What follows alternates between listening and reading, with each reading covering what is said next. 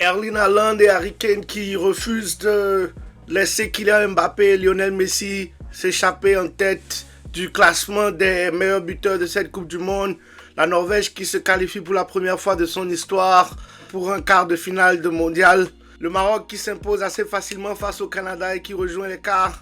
La France qui survit à la boucherie des Paraguayens et qui rejoint le Maroc en quart de finale. L'Angleterre qui survit à l'enfer de l'Azteca. On discute de tout ça dans cet épisode du programme. Vous connaissez déjà la routine. On s'abonne, on partage, on like la famille. On continue de faire grandir cette communauté ensemble. Les derniers matchs de cette Coupe du Monde et donc par le match de l'Angleterre face au Mexique à l'Azteca. Le stade mythique du Mexique, les Mexicains qui n'avaient plus perdu dans cette arène depuis 2013 et donc plus de 13 ans environ sans défaite dans cette enceinte magnifique avec une ambiance de très grands soirs, une ambiance très classique pour le football mexicain dans cette enceinte de l'Azteca et match qui débute assez curieusement avec le Mexique qui quand même pousse assez fort dans ce début de rencontre avant que l'Angleterre, contre le cours du jeu, ne marque 2 buts back-to-back par Jude Bellingham qui profite d'un très bon service sur le premier but avec une tête sur un très bon service de Bukayo Saka. Et un deuxième but 2 minutes après sur une perte de balle assez inopportune des Mexicains et Harry Kane qui montre une fois de plus son altruisme sur cette action en contre et qui sert parfaitement en retrait Jude Bellingham qui score le but du 2-0. Et donc un match qui s'emballe pour les Anglais qui, on pense, ont fait le plus dur, mais très rapidement, à la 42e minute, Julian Quinones réduit le score à 2-1 sur une très belle frappe dans la surface de réparation après un cafouillage et redonne espoir aux Mexicains. Des Mexicains qui, ensuite, occasion après occasion avant la mi-temps, auraient pu égaliser ce match et donc qui reprennent tout le momentum en retournant dans les vestiaires. Retour des vestiaires, 54e minute de jeu, Kwanzaa qui, sur une action assez brutale, prend le tibia du joueur mexicain et donc qui, après la VAR, l'assistance vidéo, obtient un carton rouge donc à la 54e minute et match complètement fou. À la 60e minute, Harry Kane qui obtient un penalty, qui transforme un penalty pour l'Angleterre et qui donc passe à 3-1. Et on se dit que les Anglais ont fait le plus dur. Et 9 minutes plus tard, on a maintenant les Mexicains qui obtiennent à leur tour maintenant aussi un penalty que Raúl Jiménez transforme et ramène le score à 3-2 dans cette rencontre complètement folle.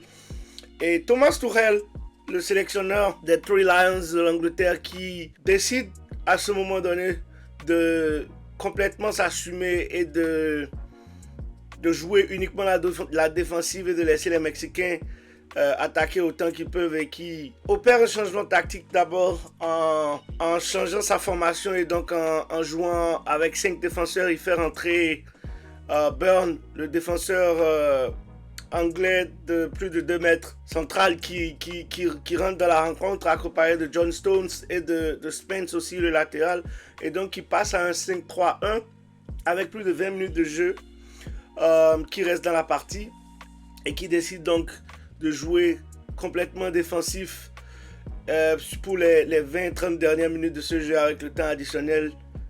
Choix tactique payant pour Tuchel qui a pu quand même montrer une fois de plus à ce niveau de la compétition. Le choix tactique des entraîneurs peuvent parfois être très déterminants. C'était risqué de laisser le ballon à ces Mexicains pour autant de temps. Mais voilà, il a fait son choix, il a décidé de l'assumer et ces joueurs ont décidé et lui ont très bien rendu ça sur le terrain en défendant parfaitement Burn prenait pratiquement tous les ballons dans les airs avec sa taille impressionnante, de même que John Stone aussi par moment. Donc changement très payant pour Thomas Tuchel, comme je le disais encore. Et il faut saluer la rigueur défensive de ces Anglais qui ont survécu pendant une trentaine de minutes avec la pression des supporters, avec tous les assauts offensifs des Mexicains ont quand même tenu et se qualifient pour ces quarts de finale où ils affronteront la Norvège 3-2.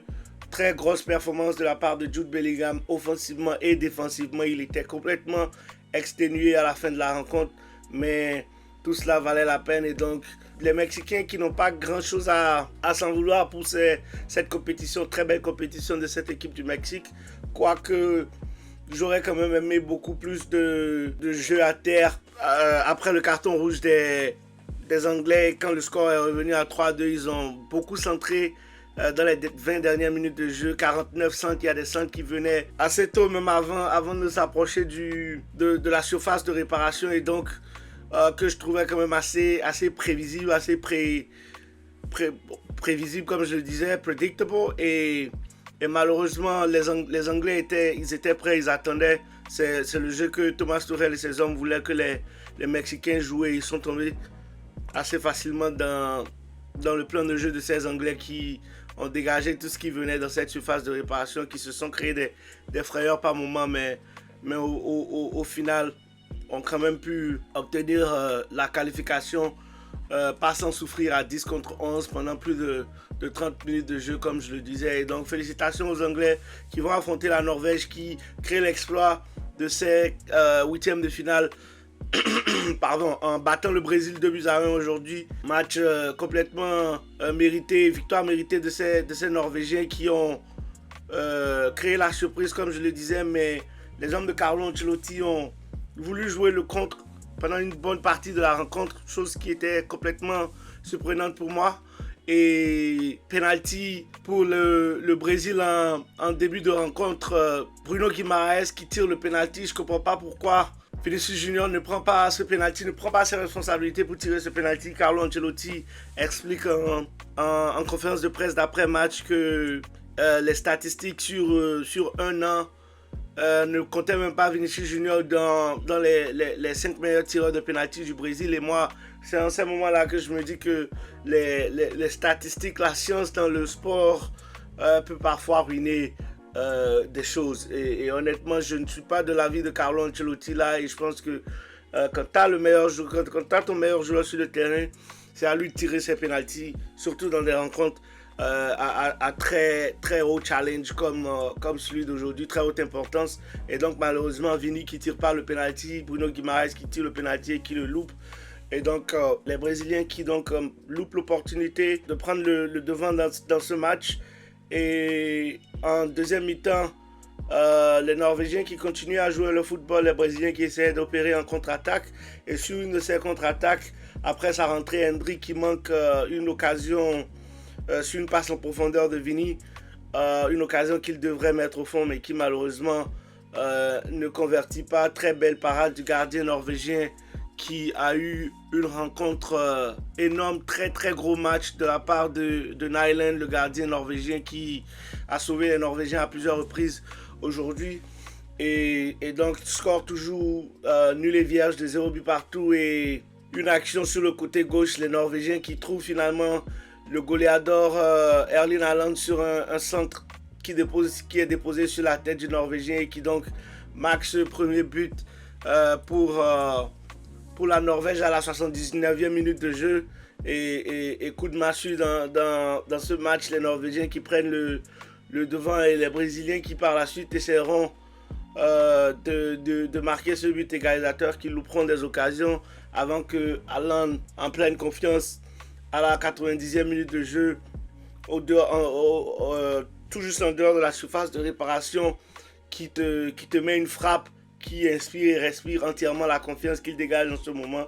Et donc doublé pour le goleador norvégien, le cyborg, qui rejoint Lionel Messi et Kylian Mbappé en tête des buteurs de cette Coupe du Monde avec 7 buts chacun. Et donc Harry Kane dans le match de l'Angleterre qui est à 6 buts maintenant. Et donc ces 4 buteurs, ces 4 goleadors qui continue de nous régaler dans cette Coupe du Monde et qui occupe les 4 premières places des meilleurs buteurs de ce mondial. Ce sera quand même assez intéressant de voir la suite vu que tous les 4 seront en quart de finale et surtout le duel à distance entre Harry Kane et Erling Haaland dans ce quart de finale entre l'Angleterre et la Norvège. Donc la Norvège qui s'impose face au Brésil. Félicitations à ces Norvégiens qui ont joué leur atout et qui ont complètement déjoué les Brésiliens. Des questions se poseront forcément sur les choix de Carlo Ancelotti, que ce soit dans la conception des 26 joueurs ou 23 qui ont été emmenés à ce mondial, la gestion du cas Neymar au cours de ce mondial, pourquoi est-ce qu'il n'était pas potentiellement titulaire au cours de ce match, la gestion d'Hendrick qui cruellement manquait de confiance à cause des bouts de match qu'il obtenait dans les phases de poule, alors qu'il aurait pu obtenir beaucoup plus de minutes et peut-être être beaucoup plus en confiance quand ils avaient besoin de lui. Ce sont des discussions qui forcément auront lieu. Cette question du penalty de Vinicius, du penalty qui n'est pas tiré par Vinicius aussi, sera forcément remise en question. Et donc Neymar qui marque quand même un but dans cette Coupe du Monde et qui donc marque pendant 4 différentes Coupes du Monde et qui prend sa retraite internationale avec la Seleção aujourd'hui, après cette Coupe du Monde aussi.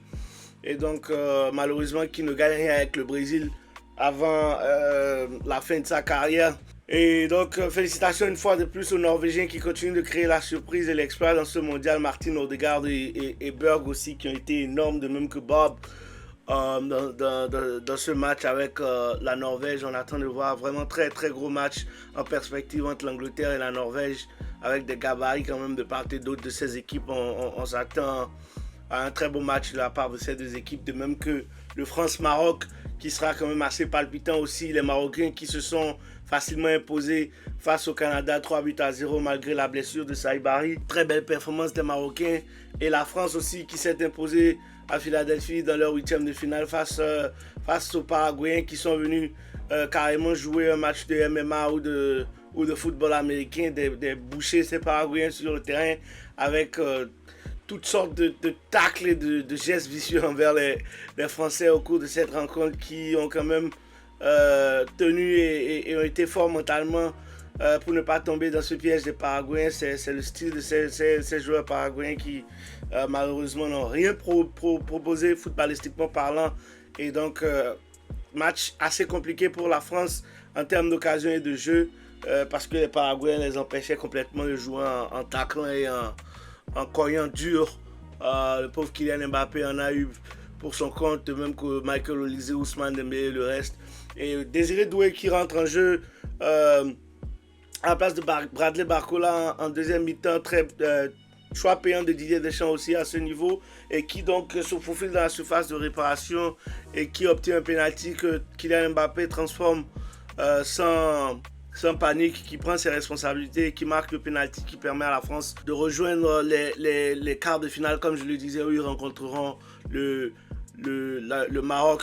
Un match qui sera quand même assez intéressant aussi entre deux équipes qui se connaissent très bien, avec des joueurs qui se connaissent aussi parfaitement, et donc on est très excités aussi pour ce match. Les 16e de finale qui se sont écoulés, je voudrais quand même vraiment donner de la force et saluer cette équipe du Cap-Vert qui a tenu la dragée haute devant l'équipe d'Argentine et qui a failli quand même obtenir la victoire face à ces Argentins. Très belle performance de ces Cap-Verdiens qui vont devoir continuer à travailler, qui continuent une fois de plus de montrer au football africain que quand le travail il est bien fait, les résultats suivent toujours. Et vraiment très dommage pour le Sénégal et leur performance contre la Belgique après avoir mené 2-0 et qui se font éliminer en prenant 2 buts en 5 minutes ou 6 minutes de la fin du match. Vraiment très très désolant pour les Sénégalais et pour le continent africain en général. C'est inacceptable, c'est une faute professionnelle. Ce résultat ne fait que montrer tous les problèmes que le Sénégal a eu au cours de ce mondial, avec une gestion catastrophique de la situation du contrat du coach Pape Thiaw et aussi la gestion autour de l'équipe nationale des Lions de la Teranga. Ça c'est un débat pour un autre jour. Mais voilà, donc la suite des 8e de finale qui continue qui continue avec un très, très alléchant Portugal-Espagne dans quelques heures. De même que États-Unis, Belgique avec Balogun qui finalement sera en mesure de jouer ce